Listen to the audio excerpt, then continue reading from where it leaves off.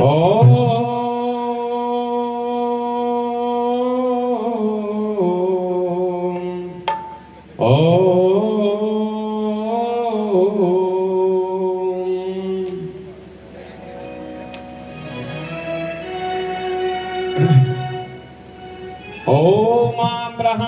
ब्रह्मणो ब्रह्मवचसी जायताम् आराष्टे राजन्या शूरशव्योऽवति व्याधि महारथो जायताम् धोक्त्रीधेनुढानन्वानाशो शब्दे पुन्द्रयो साज शृणु रथेष्टाः सभयो युवास यजमानस्य वीरो जायताम् निकामे निकामे नः पर्जन्यो वर्षतु फलवत्यो नौषधया पञ्चन्ताम् योगक्षेमो नः कल्पताम् योगक्षेमो नः कल्पताम्।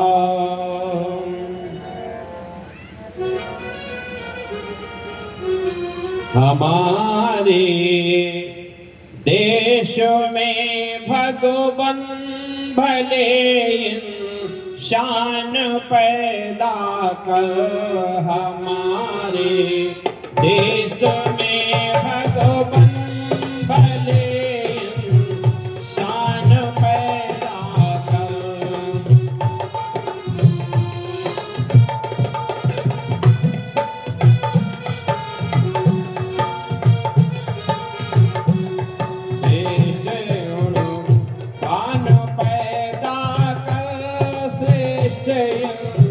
शान पैदा कर हमारे देश में भगवन भले शान पैदा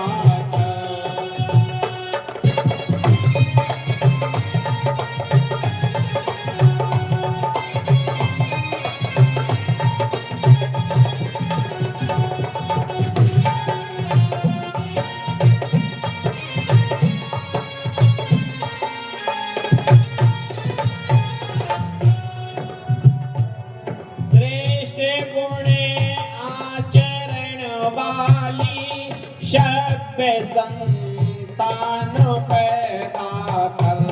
श्रेष्ठ गुण आचरण वाली सभ्य संतान पैदा कर हमारे देश में भगवन भले शान पैदा कर।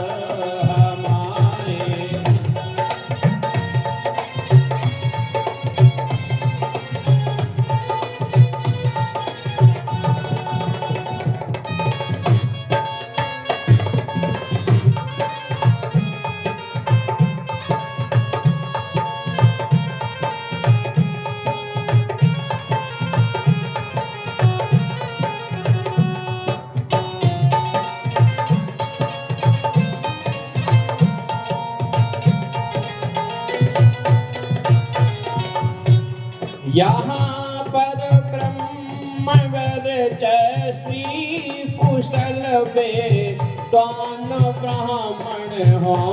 यहाँ पर ब्रह्मवर श्री कुशल विद्वान ब्राह्मण हो।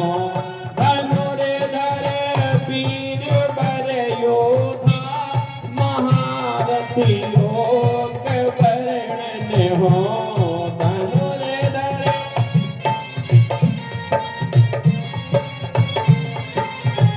योग वर्ण हो प्रशासक दुष्ट खलनाशक प्रशासक दुष्ट खलनाशक महाबलवान हमारे देश में भगवन भले शान पैदा कर। श्रेष्ठ गुण आचरण वाली सभ्य संतान पैदा कर।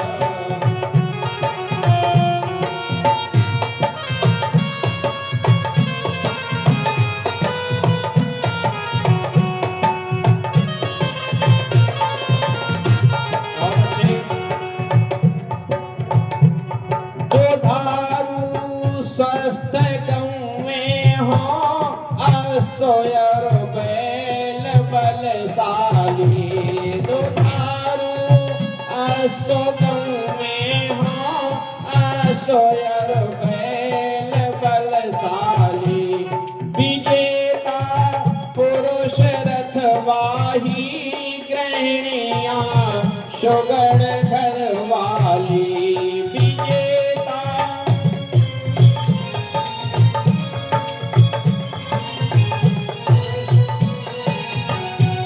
विजेता पुरुष रथवाही गृहिणियाँ सुगण घरवाली घरों में सभ्यता वाले युवक यजमान पैदा कर सभ्यता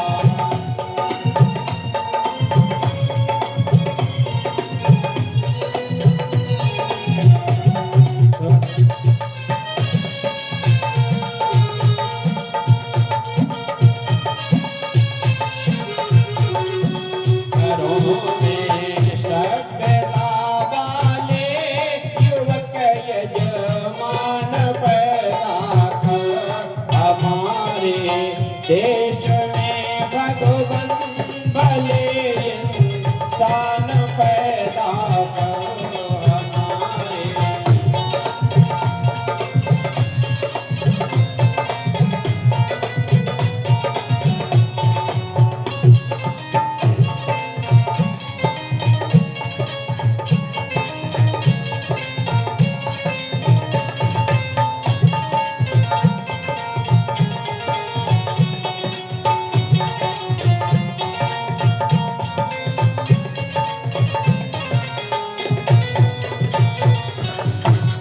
हमारे हम चाहें वहाँ बादल बरस जाएं जहाँ जिस वक्त हम चाहें वहाँ बादल बरस जाएं अन्न फल फूल औषधियाँ ऋतु अनुकूल उपजाएं अन्न फल फूल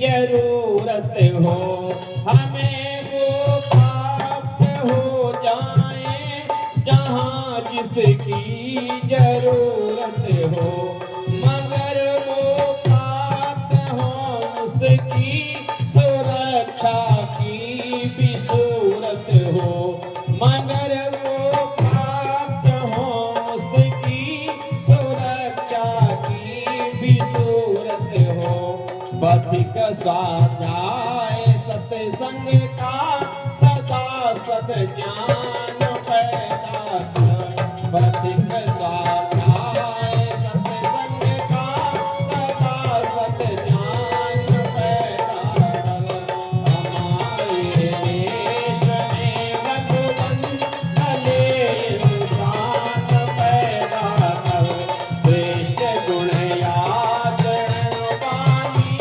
सत्य देश में भगवान भले इंसान पैदा कर, भले इंसान पैदा कर, भले इंसान पैदा। ये आर्य समाज का कार्यक्रम चल रहा है और आर्य समाज का कार्यक्रम एक चलता फिरता विद्यालय है जो आपको विविध प्रकार के शिक्षाओं को देना चाहता है। आर्य समाज एक दर्पण का भी कार्य करता है। दर्पण मालूम क्या कार्य करता है? हर वस्तु को जो कहते हो दर्शन सुमेव करता कराता है। जो वस्तु जैसी आपका चेहरा जैसा है आप अपने सामने करेंगे तो आपका चेहरा जो कहते हो उसमें आएगा। तथा स्वरूप में दर्शन कराने का काम करता है दर्पण। तो कभी कभी आर्य समाज हमारे राष्ट्र का भी जब चिंतन करता है, समाज का चिंतन करता है, तो उसका यथार्थ रूप को भी दर्शन कराने का प्रयास करता है। हमारे देश की स्थिति क्या है? अभी हमसे पूर्व जो मासा जी ने गीत सुनाया था, राष्ट्रभक्तों कितनी कुर्बानी की है। ऐसा नहीं अगर गीत गाएं कुर्बानी के, 7.5 लाख से भी ज्यादा क्रांतिकारी यहाँ बलिदान हुए हैं और एक एक बलिदान अकल्पनीय रहा, जिसकी कल्पना नहीं कर सकते हो। अगर आप जोरावर फतेह सिंह की बात करेंगे तो जिंदा दीवारों पर चुन गए छोटे छोटे बालक। यदि आप महाराणा प्रताप की बात करेंगे तो घास की रोटियां खाएं इस देश की संस्कृति को बचाने के लिए, धर्म को बचाने के लिए। आप महाराज शिवाजी की बात करेंगे तो 12 वर्ष की अवस्था से अंतिम तक संघर्ष करते रहे देश के लिए, धर्म के लिए, जाति के लिए। आप बात करेंगे वीर बंदा बैरागी की, जिन्होंने इस राष्ट्र के लिए संन्यास को छोड़ करके राष्ट्र सेवा में लगे और अंत में यहां तक यातनाएं सहन की, उनकी त्वचा को गर्म सलासियों से नोचा गया है, गर्म सलासियों से नोचा गया है। और इतना ही नहीं, उनके छोटे बच्चे का कत्ल करके उसकी बोटी को उनके मुंह में ठूसा गया है और फिर भी उसने हिम्मत नहीं हारी। एक नहीं अनेक ऐसी कहानियां हैं जिस वीर गाथा को अगर गाने लग जाएं तो महीनों चले जाएंगे। राष्ट्र के प्रत्येक नर नारी को, यदि आज भी राष्ट्र कई समस्याओं से अलग नहीं हुआ, इतनी क्रांति के बाद भी हम पुनः उन्हीं अवस्थाओं में, उन्हीं व्यवस्थाओं में, उन्हीं कुरीतियों में, उसी भयाभय की स्थिति में फंसते जा रहे हैं। अगर आपको बात करें, देश बंटने की स्थिति फिर आ रहा है। यदि ऐसे ही हम सोते रहे, केवल अपनी कोठी बंगले कार तक सीमित रहे, तो वो दिन दूर नहीं है कि देश फिर दूसरा पाकिस्तान पैदा करने जा रहा है। इस देश में फिर दूसरा पाकिस्तान पैदा होने जा रहा है। जितने भी सीमावर्ती क्षेत्र हैं, सीमावर्ती लगभग 9 प्रांतों में डेमोक्रेसी बदल चुकी है। जहां आप 90% हुआ करते थे, वहां 1-2%, 3% सिमट के आ गए हो। जितने भी राष्ट्र के सीमावर्ती क्षेत्र प्रदेश है, सारे के सारे 9 प्रदेशों की स्थिति आई है, समझ लीजिए। इसलिए हम सिमट रहे हैं, हम राष्ट्र को नहीं समझ रहे। राष्ट्र है क्या चीज? राष्ट्र मानो राष्ट्र देश में अंतर है। राष्ट्र किसे कहते हैं? कोई उत्तर दे सकता है? राष्ट्र का नाम, राष्ट्र किसे, राष्ट्र की परिभाषा क्या है? राष्ट्र कैसे बनता है?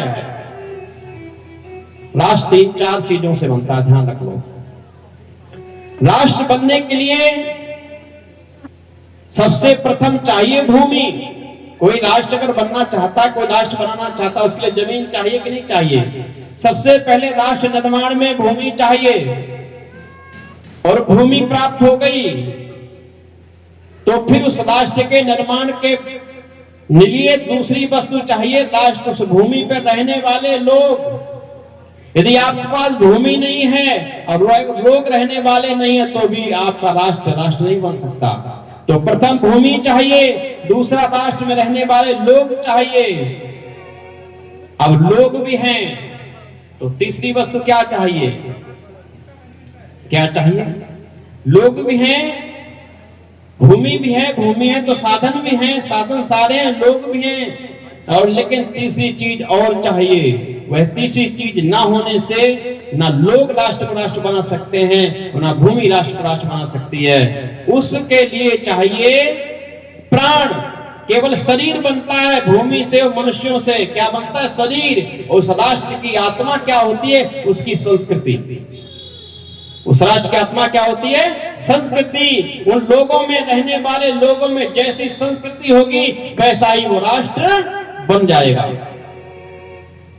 यदि संस्कृति उनकी बिगड़ गई, संस्कृति आपकी है, वैदिक संस्कृति है, और वैदिक संस्कृति को आप सुरक्षित नहीं रख पाए, सबको लोगों को नई वैदिक संस्कृति में ढाल पाए, और लोग संस्कृति को त्याग करके दूसरी संस्कृतियां अपनाने लगे, तो बताओ धीरे धीरे क्या होगा? वैदिक संस्कृति समाप्त होगी, दूसरी संस्कृति लागू होगी, तो राष्ट्रीय भारत रह जाएगा कि पाकिस्तान बन जाएगा? बोलो। जैसी संस्कृति होगी लागू वैसा ही राष्ट्र बन जाएगा। यही हुआ है। जितने जितने लोग उसी संस्कृतियों में रंगे हैं, ढले हैं, और वह लोग तुरंत हमसे बालक हुए हैं, बटे हैं, कटे हैं। इसलिए पुनः उसी ओर जा रहे हैं। हमने भी सब कुछ त्याग दिया। इसलिए बहुत अच्छा कहा है कि मातृ पितृ गुरु भक्ति है, राष्ट्र और प्रभु भक्ति, जो इनको करता सतत पाता वही है शक्ति। पर यहाँ केवल चर्चा करूं राष्ट्र भक्ति की आज, चरितार्थ जिसे रक्षपाल कर हो सब सुखी समाज। भक्ति 3 प्रकार की होती है, राष्ट्र भक्ति, पितृ भक्ति और ईश्वर भक्ति। चौथी अगर मान ले तो गुरु भक्ति भी है, परंतु राष्ट्र भक्ति सारी भक्तियों में विशेष है। विशेष कहा है। राष्ट्र के हर नर नारी में देश प्रेम होना चाहिए। राष्ट्र के हर नर नारी में देश प्रेम होना चाहिए।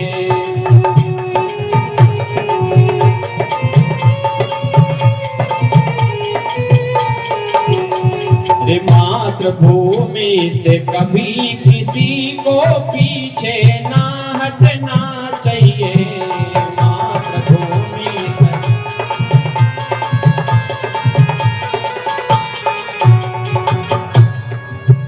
पहचान राष्ट्र की मातृ संस्कृति मातृभूमि भाषा से है।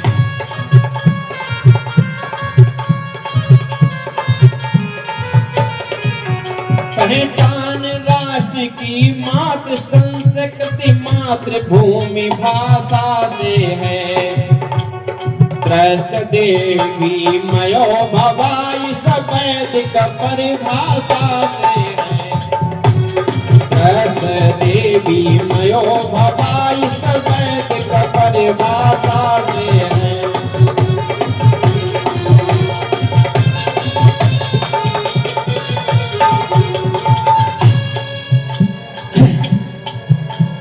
ऋणी राष्ट्र का हर नागरिक है, जाति वर्ण हो कोई धर्म।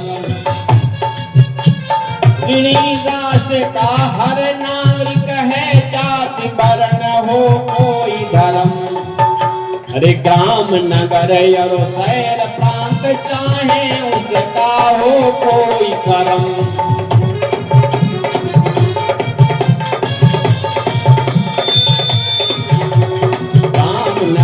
और शहर प्रांत चाहे उसका हो कोई कर्म।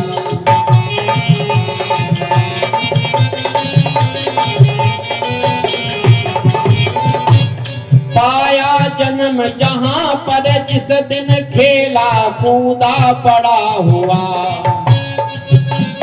पाया जन्म जहां पर जिसने खेला कूदा पड़ा हुआ। जिसका अन्य जलवायु सेवन कर जीवित है खड़ा हुआ।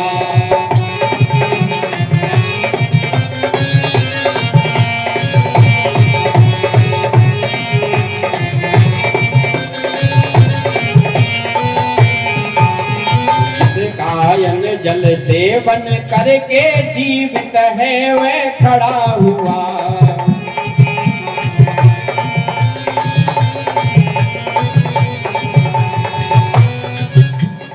राष्ट्र एक नौका है जिस पर सारे सब कुछ ले बैठे। राष्ट्र एक नौका है जिस पर सारे सब कुछ ले बैठे। फिर भी इसकी सुरक्षा हित किंचित गंभीर नहीं रहते।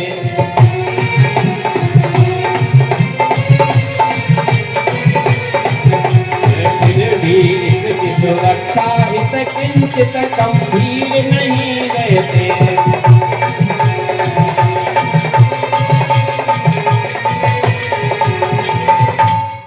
राष्ट्र एक नौका है। लोग कुछ कहते हैं हमें राष्ट्र से क्या लेना देना है, हमें तो भाई अपना काम करना है, हमें तो जो हम करेंगे वही मिलेगा। ये तो निश्चित है जो आप करेंगे वही मिलेगा, लेकिन राष्ट्र से प्रत्येक व्यक्ति को लेना देना है, चाहे कितना बड़ा धनवान चाहे कितना बड़ा निर्धन। सही है। राष्ट्र एक नौका है। जैसे नौका में हम जब सवार होते हैं किसी नदी सागर को पार करते हैं तो नौका में हम सब बैठते हैं। एक बार एक नदी में, बहुत गंभीर नदी, भयंकर नदी, भारी नदी थी, उसमें एक नौका पर बहुत सारे सवार बैठे हुए थे। अब तो पुल हर जगह हो गए, लेकिन आप हमारी पीढ़ी से नीचे वाले हम लोग हैं या हमारे बराबर के, सबने वो जमाना भी देखा होगा जब पुल नहीं थे तो हम नदियां उतरते थे। बड़ा भय लगता था कब क्या हो जाए, कुछ पता नहीं। बड़ी हवाएं चल रही, लहरें उठी, उसमें नौका का से हम पार करते थे। लोग बाजार भी नौका से किया करते थे, व्यापार भी नौकाओं से होते थे, वो जमाना था। नौका में बहुत सारे लोग बैठे हुए हैं। गंभीर नदी है, मीलों उसका किनारा नहीं दिखाई दे रहा है, अथाह सीमित जल भरा हुआ है। नदी जब बीच धार में पहुंचती है तो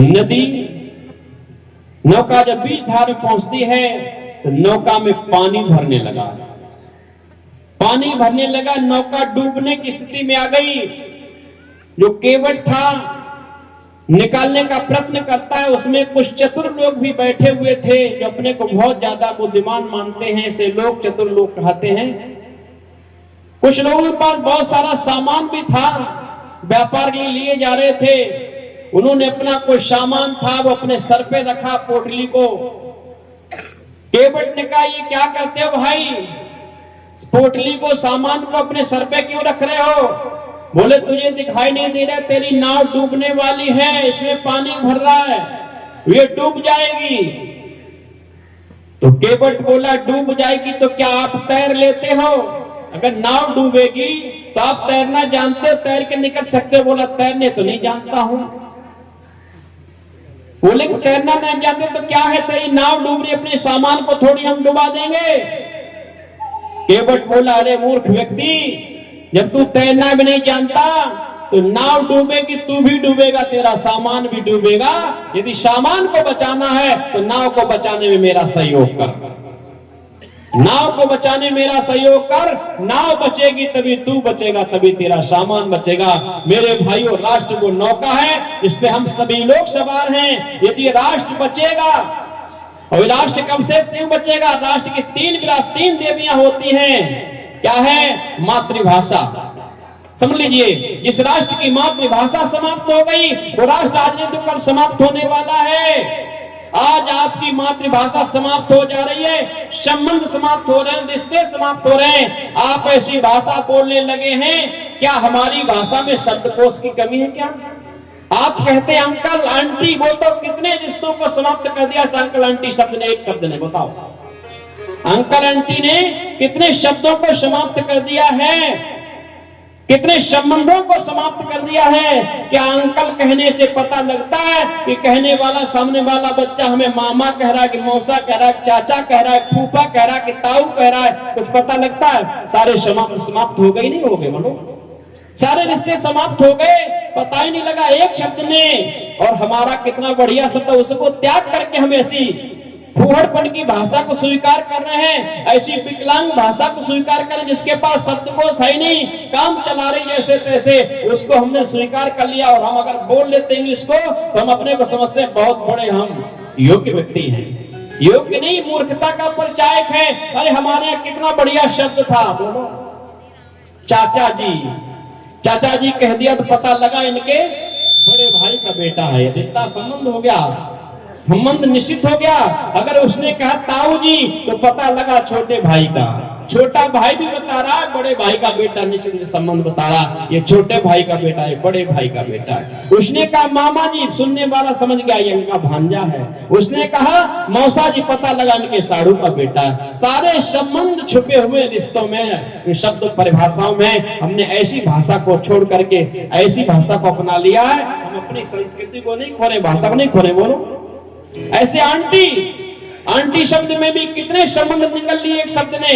आज सारी की सारी महिलाएं माताएं आंटी शब्द को स्वीकार कर रही हैं। कितनी भाषाओं, कितने संबंधों को चाची, ताई, मामी, मौसी, फूफी, सारे के सारे संबंध समाप्त हो गए। आंटी कह रहा है, पता नहीं हमें माई कह रहा है कि मौसी कह रहा है, पता नहीं। हर जगह आंटी। एक शब्द और आया है क्या, मैडम शब्द।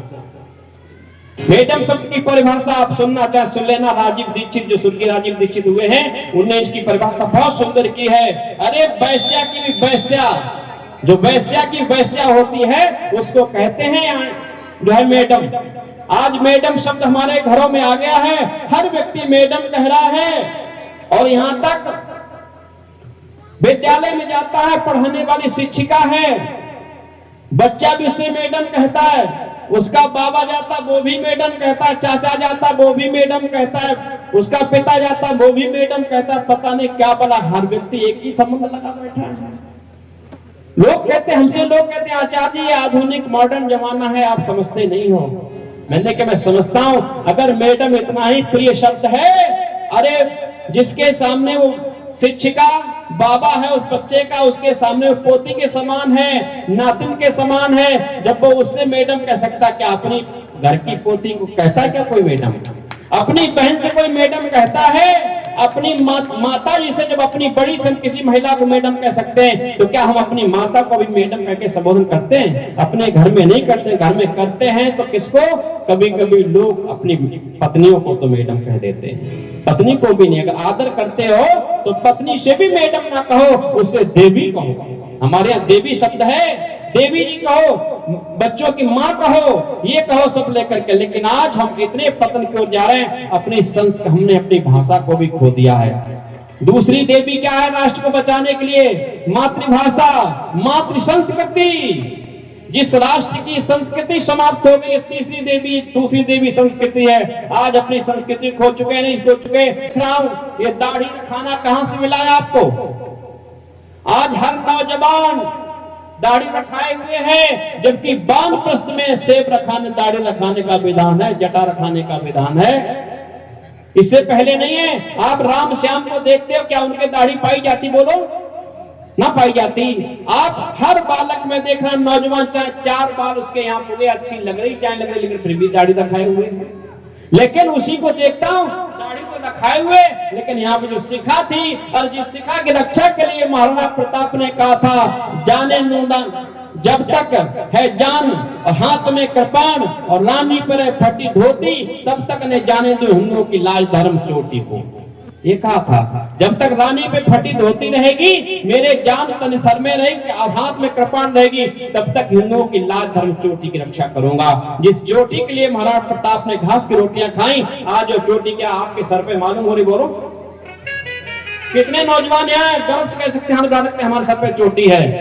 एक दो नहीं तो चोटी समाप्त हो चुकी है। चोटी क्या भारी लगने लगी है? अरे एक दूसरी तरफ आप देख रहे हैं, ऐसे भी लोग अपनी संस्कृति के लिए हैं, छोटी सी टोपी लगाते हैं, गोल टोपी, जिससे ना सर्दी बचती है ना धूप बचती है, लेकिन उसके छोटे बच्चों के ऊपर वो सर पे टोपी मिलती है। आज हमने अपनी चोटी हटवा दी, आज हमारे सारे संस्कार हट गए। तीसरी देवी संस्कृति में संस्कार भी आते हैं, आज हमारे संस्कार सारे समाप्त हो गए। कितने संस्कार हमारे हैं बोलो? 15 संस्कार है और अंतिम 16वीं अंत्येष्टि कर्म है। 15 संस्कार होते निर्माण, जिससे मानव जीवन का निर्माण होता है, उसको कहते संस्कार। आज संस्कारों को लोगों को नाम नहीं पता है। कैसे तुम हिंदू, कैसे संस्कृत, कैसे तुम आज समाजी हो, संस्कारों के नाम नहीं पता। कराना तो बहुत दूर बात है। हमने 13 संस्कारों को समाप्त कर दिया। इसलिए कैसे ये देश बचेगा। कैसे बचेंगे? तो दूसरी देवी क्या है? पहली देवी क्या है? मातृभाषा। दूसरी देवी क्या है? मातृ संस्कृति। हमने मातृ संस्कृति को भी समाप्त कर दिया। और तीसरी देवी क्या है? तीसरी देवी किसको कहते हैं? तीसरी देवी इस देश को बचाने का काम करती है मातृभूमि। यदि आपकी मातृभूमि आपके पास नहीं रही, अगर ये मातृभूमि आपकी विदेशियों के साथ चली गई, विदेशियों के द्वारा विदेशियों ने इसको हड़प लिया है, तो समझ लीजिए आपके पास संस्कृति होने पर भी, आपके संस्कार होने पर भी, आपकी भाषा होने पर भी, यदि आपकी भूमि आपके पास नहीं रही, तो समझ लीजिए आपका देश भी आपका नहीं रहेगा। ये तीन चीजें राष्ट्र की रक्षा के लिए चाहिए: मातृभाषा, मातृ संस्कृति और मातृभूमि। ये तीन देवियां हैं देश की रक्षा के लिए। इनकी रक्षा करोगे तभी राष्ट्र की रक्षा हो सकेगी। इनकी रक्षा नहीं कर सके तो नहीं राष्ट्र की रक्षा हो सकी। इसलिए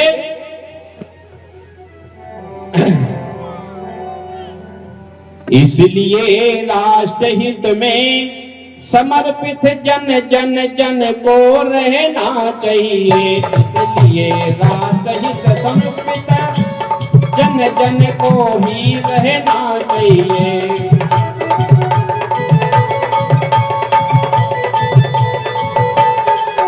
अरे पड़े जरूरत तन मन क्या सर्वस्व होम करना चाहिए। अरे पड़े जरूरत तन मन क्या,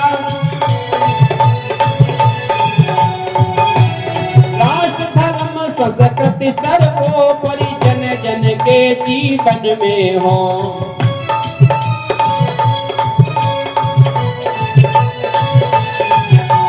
राष्ट्र धर्म संस्कृति सर्वोपरि जन जन के जीवन में हो। रक्षपाल देव सुख दुख आधार, रक्षपाल देव सुख दुख का आधार राष्ट्र मेरे हृदय में हो।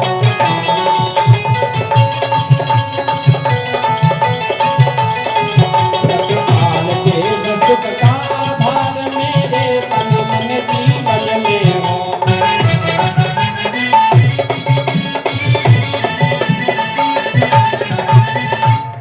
यदि राष्ट्र रक्षक हम हैं, राष्ट्रभक्त हैं, तो इन तीन देवियों को सुरक्षित रखना हमारा कर्तव्य है। मैं ये नहीं कहते आप अंग्रेजी ना पढ़ो, अंग्रेजी ना जानो, आप सारी भाषाओं को पढ़िए, सारी भाषाओं के ज्ञाता बनिए। अच्छी बात है, जितनी भाषाओं के ज्ञाता होंगे अच्छी बात, लेकिन अपने व्यवहार में, अपने आचरण में अपनी मातृभाषा का सत्कार कीजिए। आप राष्ट्रभक्त बन सकते हैं। यदि आपने मातृभाषा का त्याग कर दिया, आप राष्ट्रभक्त नहीं है। आप अपनी संस्कृति को, दूसरी संस्कृतियों का ध्यान रखिए, लेकिन अपनी संस्कृति को आचरण में जिए, अपने जीवन में जिए, तब आप राष्ट्रभक्त हैं। अपनी मातृभूमि के लिए भी कहा, जननी जन्म भूमि स्वर्गादपि गरीयसी। किसने कहा था? ये मर्यादा पुरुषोत्तम ने कहा था। जब मर्यादा पुरुषोत्तम ने रावण पर विजय प्राप्त करके उसको समाप्त किया, लंका रावण से विहीन हो गई। अगर राम चाहते तो वहां पर शासन भी कर सकते थे। कुछ लोग, दुष्ट प्रकृति के लोग ये कहते हैं यार ये तो बाहर से आए थे और उन्होंने यहाँ पर शासन किया करके हमारे शासन को छीना। मैं इनसे कह देना चाहता हूँ, आर्यवास नहीं आए थे, ये अंग्रेजों ने झूठा इतिहास बना करके हमारे देश को, लोगों को पढ़ाया, जिससे हम आपस में बिखर जाएं, टूट जाएं। फूट डालो राज्य करो की नीति उनकी सफल हो जाएगी, उनकी नीति रही भी है। आर्य कहते श्रेष्ठ को, आर्य कहते श्रेष्ठ को आर्य जाति है। और आर्य जाति कौन सी है? कि जैसे आज हमने जातियां मान ली, वो जाति नहीं है। जाति की परिभाषा की है आकृति लिंग भेदा सा जाति दर्शन कहता है। आकृति लिंग भेदा सा जाति, जो आकृति से जानी जाए, जैसे ये घोड़ा, ये गधा, ये भैंस है, ये बैल है, ये बकरी है, ये पशु है, पक्षी, सब आकृतियां अलग अलग है ना। आकृति, ये आकृति जानी, ये मनुष्य है, ये आकृति से, किसके द्वारा आकृतियां बनी हुई हैं? ईश्वर प्रदत्त है। ईश्वर द्वारा जो आकृतियां बनाई गई हैं वो जाति आकृति से पहचानी जाती है। आकृति दूसरी जाति क्या है? इसमें स्त्री और पुरुष, इसमें लिंग स्त्रीलिंग और पुल्लिंग होता है, इसको हम लिंग भेद से जान सकते हैं। आकृति लिंग भेदा सा जाति, आकृति से लिंग भेद से जो जानी जाए उसको कहते हैं जाति। जाति ये नहीं कहते हरिकटिया गुर्जर ठाकुर ब्राह्मण बनिया ये सब जातियां नहीं है, ये मानव जाति एक है और ये सब जाति अलग है। सारी जातियों में सर्वश्रेष्ठ जाति मानव जाति थी, इसलिए मानव जाति को आर्य जाति कहा गया था। मानव जाति आर्य जाति सर्वश्रेष्ठ है। इस मानव को ही उस परम पिता परमात्मा ने अपना अमृत पुत्र कहा है, ये श्रेष्ठ पुत्र का ज्येष्ठ पुत्र कहा गया। इसलिए मानव की उत्पत्ति ही भारत की भूमि पर तिब्बत जो त्रिविष्टप जिसको बोलते हैं उस त्रिविष्टप पर ही मानव की उत्पत्ति हुई थी। मानव की जन्मभूमि वही त्रिविष्टप है, जो हमारे देश के गद्दार नेताओं के कारण वो भूमि आज चीन में चली गई। ये मानव उत्पत्ति की वो भूमि है, इसलिए मानव को ही आर्य कहा गया था। तो आर्यों ने किसी पे शासन नहीं किया। अगर शासन करते, मैं उदाहरण देना चाहता हूँ, आर्यों ने शासन राज्य जीते थे, देशों को जीता, लेकिन शासन उनके ही वंशजों को सौंपा है। सबसे पहला युद्ध किसका हुआ बोलो? राम रावण का युद्ध हुआ। राम जी ने युद्ध जीतने से पहले ही भीषण की शरण में गया, भीषण का राज तिलक कर दिया था। भीषण का राज तिलक भीषण को नियुक्त कर दिया था लंका का राजा। यहाँ पर एक व्यंग किया है महाराज हनुमान ने। हनुमान पास में बैठे थे, हनुमान जी मुस्कुराए। भगवान राम समझ के कोई विशेष कारण उत्पन्न हुआ इनकी बुद्धि में। कहने कैसे मुस्कुराए हनुमत बताइए तो सही। बोले महाराज मुस्कुराए क्या? मुझे विस्मय पैदा हो गया, शंका उत्पन्न हो गई। क्या शंका? अरे अभी तो रावण मारा भी नहीं गया है, अभी तो युद्ध भी शुरू नहीं हुआ है और ये भीषण आपकी शरण में आ गया है और भीषण का आपने तिलक कर दिया, इसको लंकेश बना दिया है। और महाराज युद्ध हुआ और युद्ध उसने पूरा ना करके इससे पहले लंकेश भी कहीं आपकी शरण में आ गया है, तो फिर आप क्या करेंगे? उसको राजा कहां का बनाएंगे? आप तो मर्यादा पुरुषोत्तम हैं, इसलिए आप मर्यादा का कभी उल्लंघन नहीं करेंगे। इसलिए मेरे अंदर शंका पैदा हुई। बड़ा अच्छा जवाब दिया। देखो ये आर्यों का आचरण था। क्या मैं थोड़ी बात कह देता हूं। इसको लंकेश बनाया है उसको, इसको लंकेश बनाया है उसको अवधेश बनाएंगे।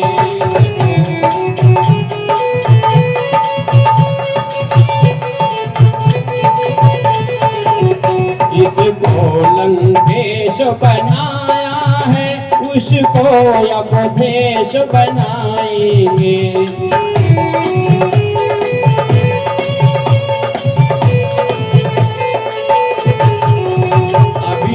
भाई तो वन में है, फिर चारों भाई आएंगे। अभी तो भाई,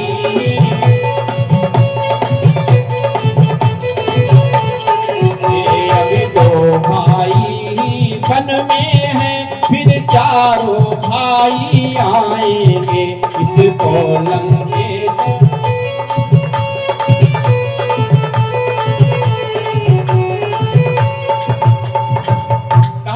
चिंता मत करो, मैंने पहले से सोच लिया है। यदि रावण भी इसी तरीके शरण में आ जाए युद्ध करने से पूर्व, तो इसको तो लंकेश बना दो, उसका उपदेश बनाऊंगा। अभी दो भाई हैं वन में, फिर चारों भाई वन में ही आएंगे, रहेंगे, वन में रहेंगे। आर्यों का ये आचरण है, आर्यों की करनी करनी में अंतर नहीं होता है। इसलिए भगवान राम ने जब भीषण को राजा तो पहले ही बना दिया, रावण खत्म हो जाता, तो लक्ष्मण से कहा, लंका को देखा, कहा जन्मभूमि स्वर्गात जननी जन्मभूमि स्वर्गात करिए से लक्ष्मण, अब ये लंका में मुझे अच्छा नहीं लग रहा है। अब तो मेरे अंदर प्यार उस मातृभूमि, उस जन्मभूमि को देखने के लिए उमड़ रहा है। मैं अवध के दर्शन शीघ्र करना चाहता हूं, इसलिए चलो भीषण का राज तिलक तो हो ही गया, भीषण को राज का सौंपिए और चलिए अवध के लिए तत्काल प्रस्थान कीजिए। ये आर्यों का था। भगवान कृष्ण की तरफ आओ। भगवान कृष्ण ने कंस का वध किया। चाहते थे राजा बन सकते थे मथुरा के, कोई नहीं रोक सकता था, लेकिन मथुरा के राजा नहीं बने। किसको बनाया राजा बोलो?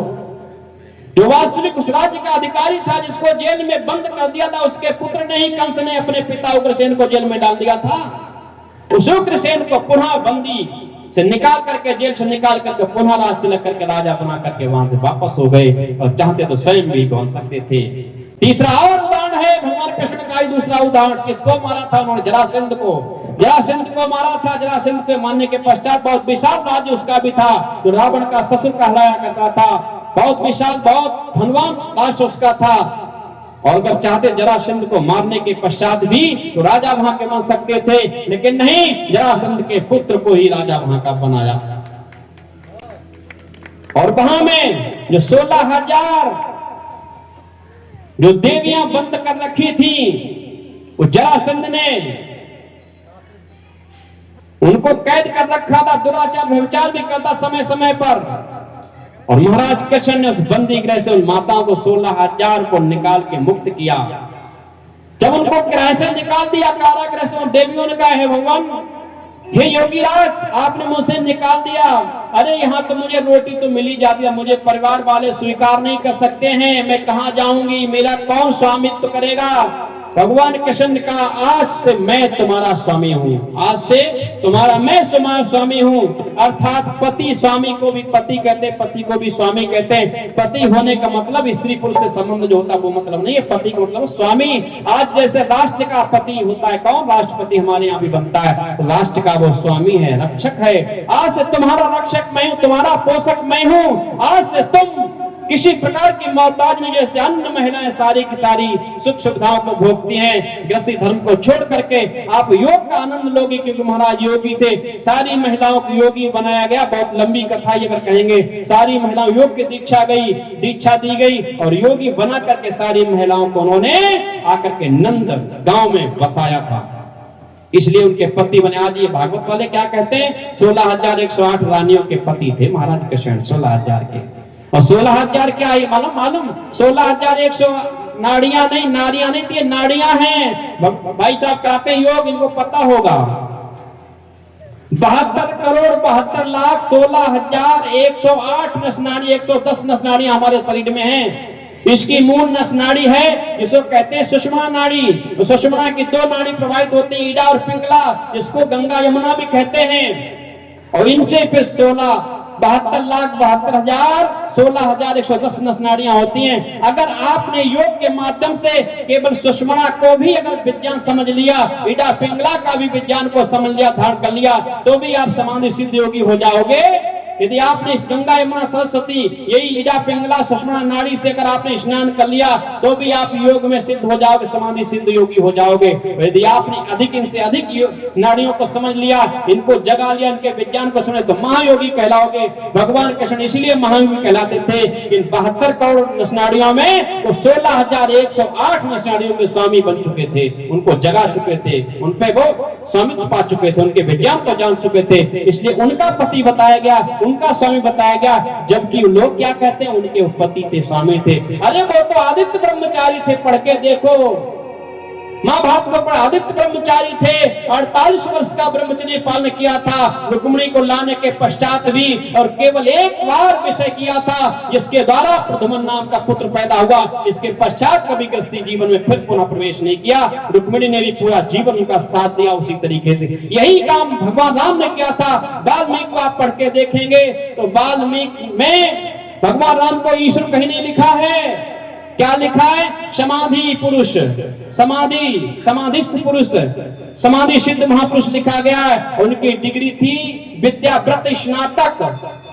विद्याव्रत इनका व्रत था आदित्य ब्रह्मचारी रहने का। इन्होंने भी विवाह तो अचानक में हो गया जाके जनकपुर में, लेकिन विवाह से पूर्व सीता से वचन तका था, देवी मैंने धनुष तो तोड़ दिया, खंडन कर दिया, तुम्हारे पिता की शर्त को मैंने धूल मिला दिया, क्योंकि ये हो नहीं पा रहा था लोगों से, इसलिए मैं तुम्हारा वर्ण तो अब जब करूंगा, मेरा कुछ प्रश्न है उसको जब उत्तर दोगी मेरा सहयोग करोगी। क्या?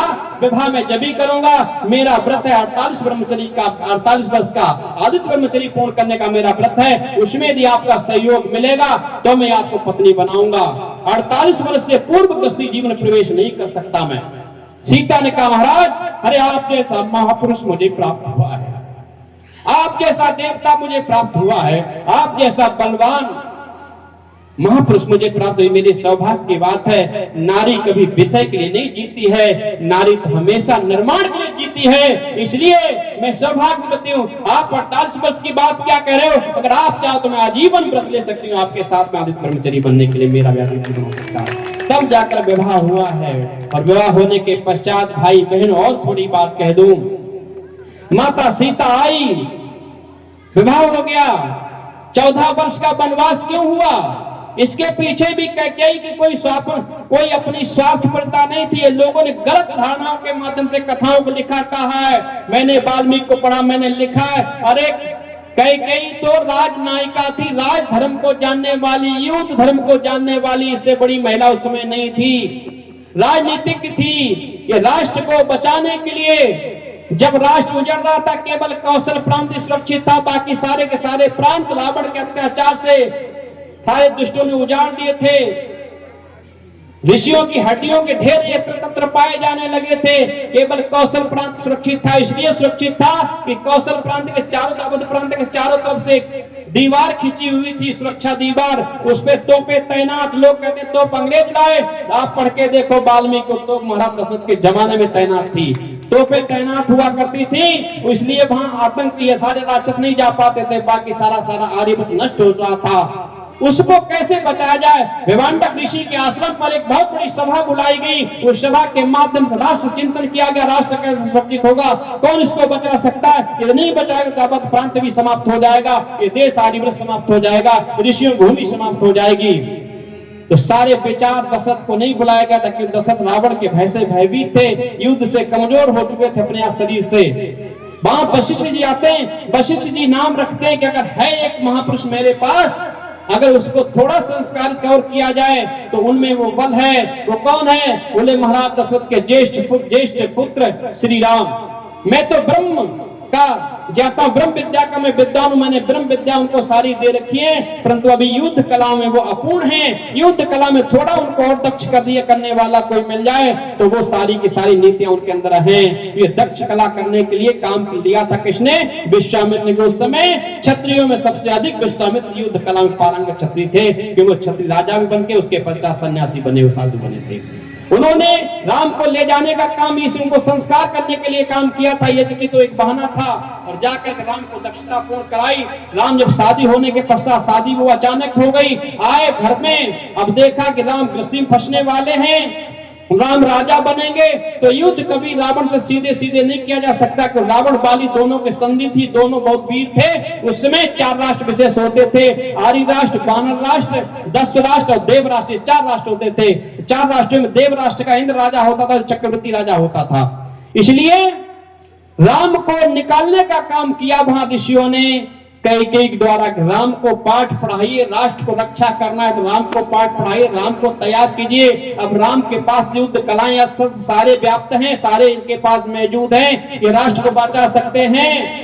माता कैकेयी ने राम को पाठ पढ़ाया, राम तैयार हुए हैं, परंतु ये बात दशरथ को नहीं बताई गई। जब दशरथ ने उनका तिलक करने की तैयारी की है, तब जाकर के माता कैकेयी उनको समझाने का काम किया कि राजा अगर राम बन गए तो ये देश नहीं बचा पाएंगे, जैसे आपने सुरक्षा कर पा रहे, सीधे सीधे युद्ध नहीं लड़ा जा सकता। इसलिए राम को कूटनीति के माध्यम से वन में जाना होगा राष्ट्र की रक्षा के लिए, और रावण से युद्ध करना होगा। रावण से युद्ध की बात सुनकर के महाराज दशरथ नहीं संतुष्ट हुए। अंत में जब वो मना करते लगे कि नहीं, किसी प्रकार ये नहीं हो सकता, राम को राजा ही बना, मैं युद्ध नहीं करा सकता हूं, अंत में मजबूर होकर के महारानी कैकेयी ने उनसे वर मांगे थे कि अब मुझे 2 वर चाहिए। और महाराज भरत को भी पहले भेज दिया था ननिहाल, कि महाराज भरत भी होते तो भी राम का वनवास नहीं हो सकता था, अनन्य प्यार करने वाले थे, इसलिए उनको पहले माता कैकेयी ने भेज दिया था। और तब मांगा 14 वर्ष के लिए। 14 वर्ष ही क्यों मांगती? अगर स्वार्थ उसका कोई होता कि हमारा बेटा राजा बने, ये वन में चले जाएं, तो आजीवन मांगना चाहिए था, ना चाहिए था कि आजीवन राम को वनवास, तो आजीवन भरत को राज्य। 14 वर्ष ही क्यों? 14 वर्ष के बाद राम पुनः आएंगे, राजा बनेंगे, तो और ब्याह सहित हमसे बदला ले लेंगे, ऐसा भी सोच सकती थी ना मां। 14 वर्ष इसलिए कि आदित्य ब्रह्मचारी बनने में, आदित्य ब्रह्मचारी पूर्ण होने में 14 वर्ष शेष थी। और 14 वर्ष के बाद सीता से वचन दे चुके थे कि हम 48 वर्ष की अवस्था पूर्ण करने के पश्चात गृहस्थी में प्रवेश करेंगे। इसके पश्चात फिर राम भी वो कार्य नहीं कर सकते जो करना चाहिए था उनको। इसलिए माता सीता ने, माता कैकेयी ने 14 वर्ष का ही वनवास मांगा था कि 14 वर्ष राष्ट्र रक्षा के लिए काफी राम के लिए हैं, राम में वो सामर्थ्य है, कर सकते हैं। और तब जाकर के मजबूर होकर के उन्होंने को यश करना पड़ा। और राम के प्रेम में नहीं मरे, वो केवल भय से खत्म हुए। महाराज दशरथ हार्ट अटैक जिसको आज की समझ में कहते हैं, रावण के भय से कि राम जाएंगे युद्ध होगा और राम ना बचेंगे ना अयोध्या बचे, कोई नहीं बचेगा, ये बहुत बड़ा बुरा काम हो, इस भय से उनके प्राण गए हैं। और राम ने जब ये सुना है वन में कि पिताजी भयभीत होकर के खत्म हो गए, भरत ने संदेश दिया जा करके, तो राम ने भी व्रत लिया है, पिताश्री मैं तुम्हारा कैसा राम पुत्र हूं, आप जिस भय से प्राणों को त्याग करके चले गए। अरे राम को राम नहीं है, अगर रावण को मैंने जीत करके ना दिखाया और अयोध्या से एक भी गण की सहायता ना लेकर के रावण को जीत को विजय प्राप्त करके दिखाऊंगा, तो ये तुम्हारा वो राम है। और वही राम ने किया, इतना बड़ा युद्ध लड़ा और इतना बड़ा युद्ध लड़ने के पश्चात भी अयोध्या से एक कण भी, एक व्यक्ति को भी उस युद्ध में शामिल नहीं किया था और रावण को परास्त किया, बाली को परास्त किया। यही दो दुश्मन थे उस आर्यव्रत राष्ट्र के, दोनों को एक साथ समाप्त कर दिया और दोनों देशों को अपनी शरण में लेने का काम किया। ऐसा कूटनीतिक राम। और जब राम वापस आ गए अयोध्या में, इसलिए हम सबको भी राम जैसा कूटनीतिक बनना चाहिए अपने देश के लिए, भले ही हमें बलिदान देना पड़े। माताओं, अरे कैकेयी माता ने वो बलिदान दिया था, जानते जानते वो समझती थी अगर राम नहीं गए तो आने वाला समय वो है, ना राम बचेंगे ना दशरथ बचेंगे, कोई नहीं बचेगा। इसलिए एक व्यक्ति के खत्म होने से राष्ट्र अगर बच रहा है, हमें देना चाहिए। राजधर्म कहता उसने जानबूझ के राष्ट्र के लिए अपने स्वार्थ का बलिदान किया था, महाराज दशरथ का बलिदान किया था और महाराज दशरथ खत्म हो गए, उसने चिंता फिक्र नहीं की। इसलिए मेरे भाई, राष्ट्र बड़ा नहीं है, राष्ट्र सबसे बड़ा है, परिवार नहीं राष्ट्र बड़ा है। परिवार राष्ट्र से ही बनता है, राष्ट्र से परिवार से राष्ट्र बनता है, दोनों एक दूसरे की इकाई, हम दोनों को सोच रखने काम किए। परिवार निजी हित से बड़ा देश धर्म हित जान, लक्ष्मण देव कहते तभी हो पूर्ण उत्थान। आज हम परिवार हित में लगे, राष्ट्र हित कोई हमारे लिए मायने नहीं रखता। पर निज स्वार्थ में डूबता दिख रहा ये देश, क्या गृहस्थी क्या संत क्या भिक्षुक और नरेश। आज सारा देश में पर निज स्वार्थ में डूबता, आज राष्ट्र रक्षा की चिंता नहीं है, पर निज स्वार्थ में डूबता दिख रहा ये देश, क्या गृहस्थी क्या संत क्या भिक्षुक और नरेश। सारे के सारे निजी स्वार्थ सिद्ध करने में आज लगे हुए हैं, इसलिए कैसे देश बचेगा। बहुत सुंदर गीत लिखा है कि दिख रहा ना आज देश का कोई भी अब माली, चारों वर्ण आश्रम बिगड़े कौन करे रखवाली। चारों वर्ण आश्रम बिगड़े कौन करे रखवाली। दिख रहा ना आज देश में, दिख रहा ना आज देश में कोई देश का वाली। चारों वर्ण आश्रम बिगड़े कौन करे रखवाली। चारों वर्ण आश्रम बिगड़े कौन करे रखवाली।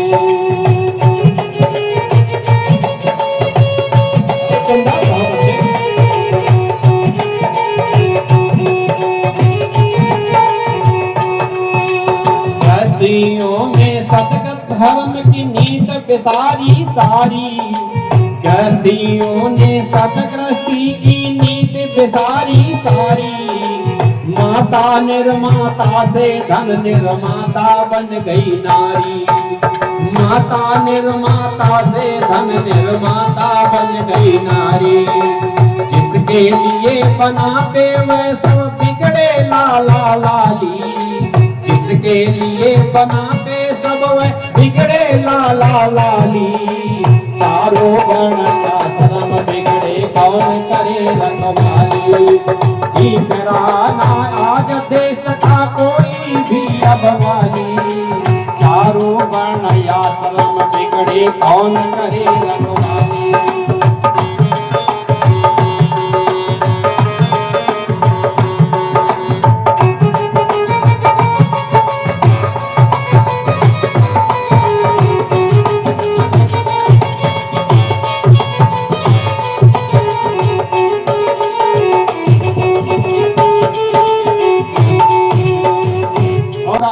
धर्म पूरा करें। आज देश का वाली, चारों वर्ण आश्रम बिगड़े, कौन करे रखवाली। चारों वर्ण आश्रम बिगड़े।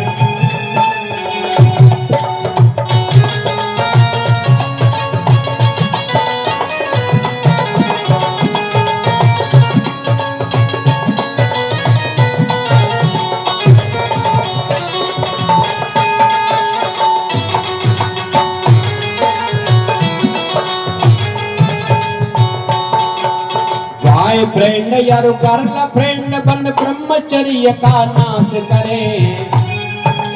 गाय फ्रेंड यार गर्ल फ्रेंड बन ब्रह्मचर्य का नाश करे।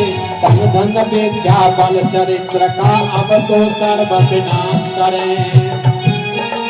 तन मन विद्या बल चरित्र का अब तो सर्व विनाश करे।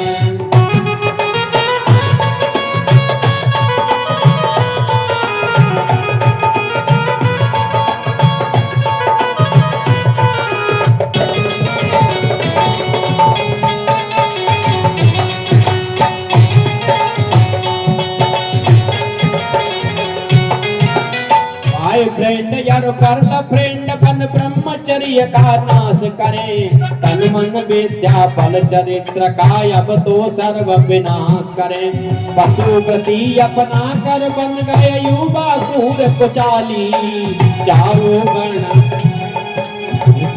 वर्ण आश्रम बिगड़े, कौन करे रखवाली। पशु प्रति अपना कर बन गया युवा कूर कुचाली।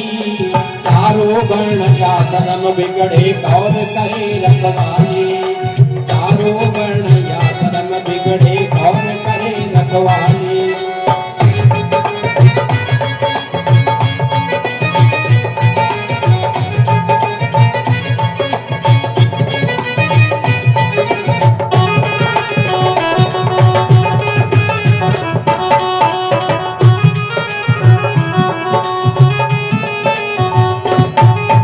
वैदिक बान प्रास्त सन्यासी बिन भारत बदनाम हुआ। आज सन्यासी बहुत है लेकिन सन्यासियों की कमी है। वैदिक बान प्रास्त सन्यासी बिन भारत बदनाम हुआ। इसकी अभी तलक भरपाई का किंचित नाकाम हुआ। जिसकी अभी तलक भरपाई का किंचित नाकाम हुआ।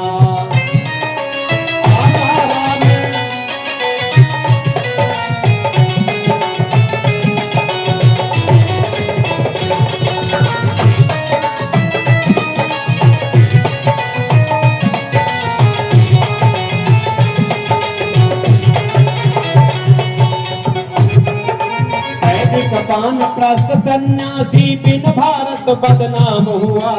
इसकी अभी तलक भरपाई का किंचित नाकाम हुआ। आशा राम रहीम से अब तक छुपे अनेकों जाली। चारों वर्ण व्यवस्था बिगड़ी, कौन करे रखवाली। चारों वर्ण आश्रम बिगड़े, कौन करे रखवाली। 100 रुपए रखा जी निकाल दिए। परमात्मा भगवान करे। अरे आशा राम रहीम से अब तक छुपे अनेकों जाली। चारों वर्ण आश्रम बिगड़े, कौन करे रखवाली।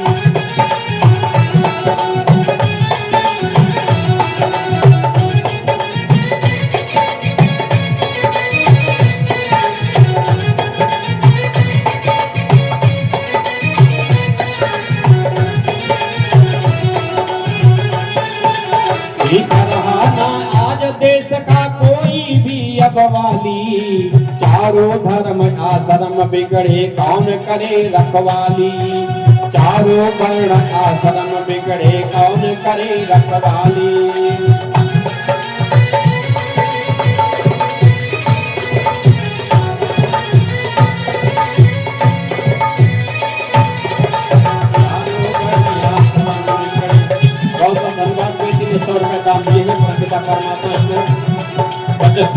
बनाए। मानव जन्म परण आश्रम अब मानव जन्म ना वर्ण आज सब ब्राह्मण क्षत्रिय वैश्य बने। मानव जन्म ना वर्ण आज सब ब्राह्मण क्षत्रिय वैश्य बने। वर्ण विपरीत कर्म करते सब दुर्गुण दुर्व्यसनों में सने। वर्ण विपरीत कर्म करते सब दुर्गुण दुर्व्यसनों में सने।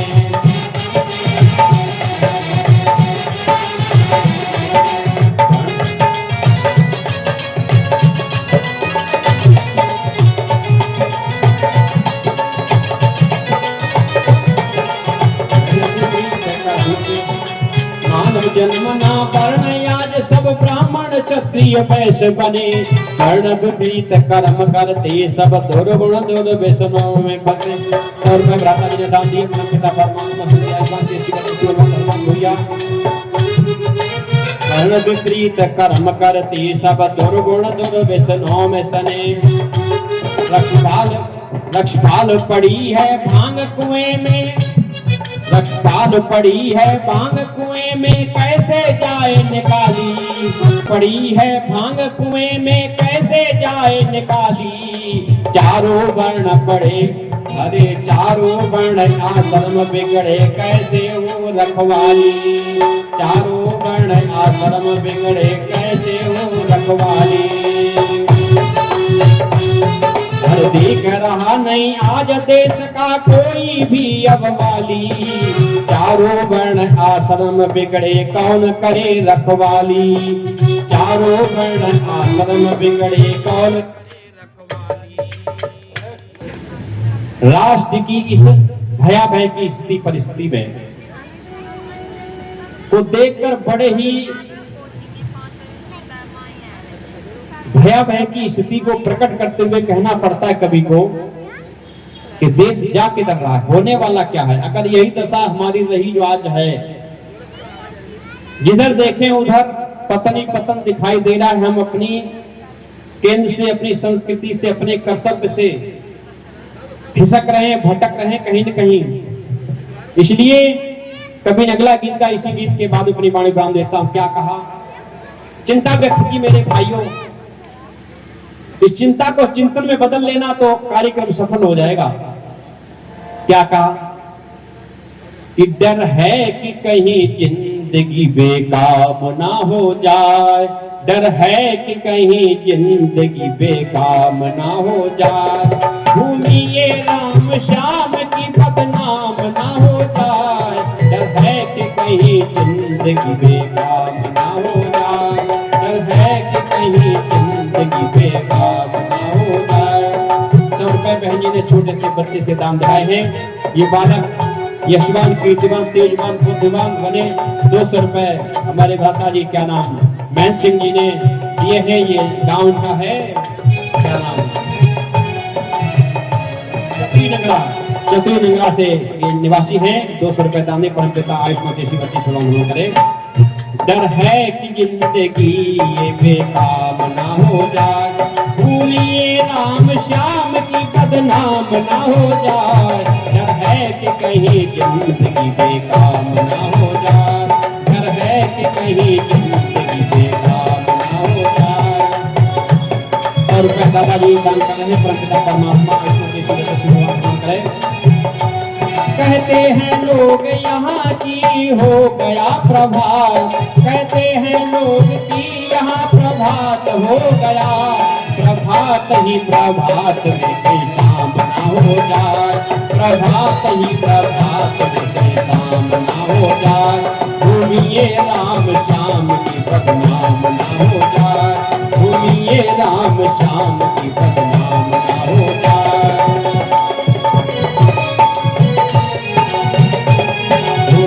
राम श्याम की बदनाम ना हो जाए।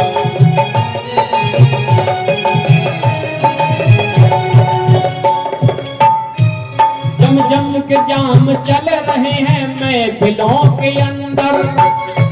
हम चल रहे हैं महफिलों के अंदर है महफिलों के अंदर। डर है कि कहीं मशीनरी जाम ना हो जाए। डर है कि कहीं मशीनरी राम श्याम की बदनाम ना हो जाए। भूलिए राम श्याम की बदनाम न हो जाए।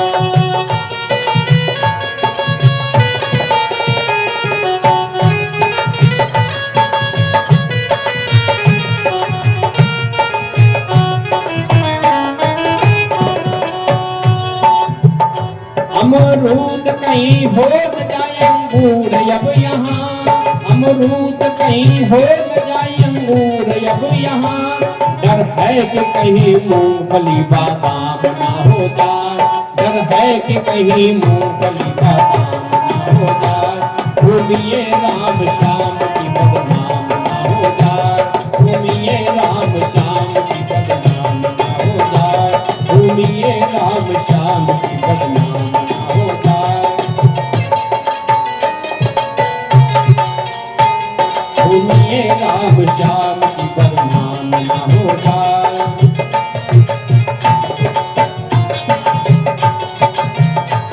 पंजाब हो कश्मीर या मिजोरम, 50 रुपए बहन जी ने दान दिए। परमपिता परमात्मा ईश्वर कृषि बच्चे से भगवान करे। पंजाब हो कश्मीर हो या हो मिजोरम, पंजाब हो कश्मीर हो या हो मिजोरम, डर है कि युद्ध हर गली हर गांव ना हो जाए, डर है कि युद्ध हर गली हर गांव ना हो जाए। भूलिए राम श्याम की बदनाम ना हो जाए, भूलिए राम श्याम की बदनाम ना हो जाए।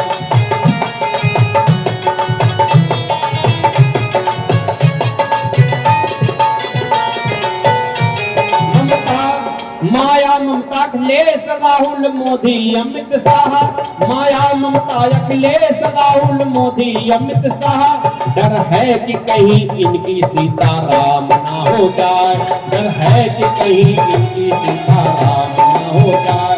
भूलिए राम श्याम की बदनाम ना हो जाए, भूलिए राम श्याम की बदनाम।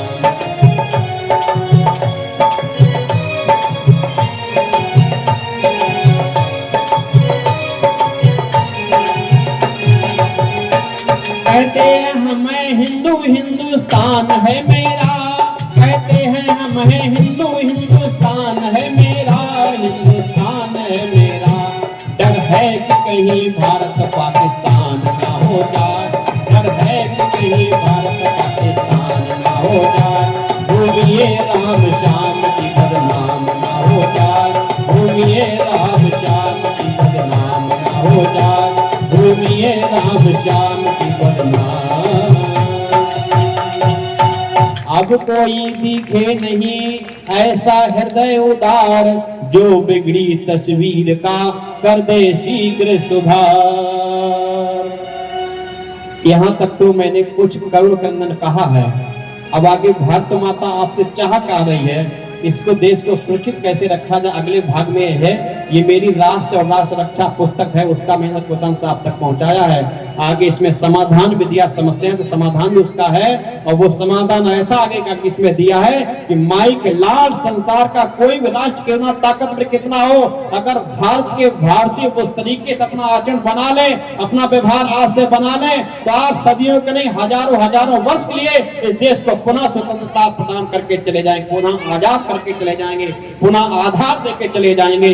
ऐसा आगे इसमें दिया गया है, लेकिन समय की मर्यादा है। मैं अपनी वाणी को विराम देता हूँ, आगे का भी मौका मिलेगा तो फिर अपनी बात आगे कार्यक्रम। बहुत बहुत धन्यवाद, आपने सुना हमें यथा शांति से, और मैं आशा करता हूँ इसको आचरण में मिलेंगे। कुछ चीजें आपको दी हैं उसको अपने आचरण में संभालेंगे तो जरूर आज का व्याख्यान हमारा सफल होगा, विद्वानों की मेहनत सफल होगी।